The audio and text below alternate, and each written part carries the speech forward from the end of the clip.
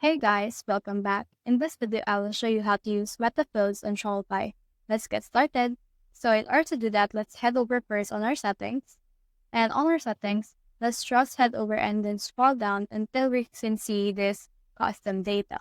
Click on the custom data, and then here you can see the Metafield definition. So let's head over and add a Metafield for the products that we have. Click on products, and in here, let's click on add definition.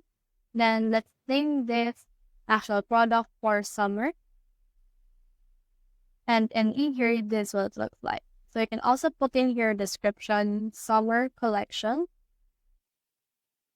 And then as you can see, this is what it looks like. You can have the storefront access, filter, and product index, as well as automated collections.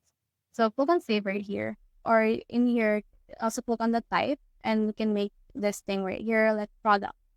So since we're dealing with products, just need to choose product or list products if you want. So head over and save that.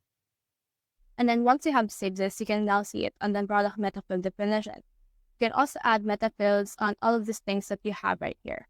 Now let's head over on our products in here. And for example, let's add this in our example feature. So click on this one and then scroll down. And once I've scrolled down, you can see this metafields right here. So head over and then click on this summer, click on select product, and then let's add that example t-shirt right here, click on add right here. And as you can see, it was been added in our summer collection.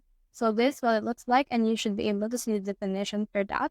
So head over and click on save right here. And then from in there, as you can see, it was been saved. So that's all process. If you have found this video helpful, simply leave a like below or subscribe because that's where we reach more people. See you soon.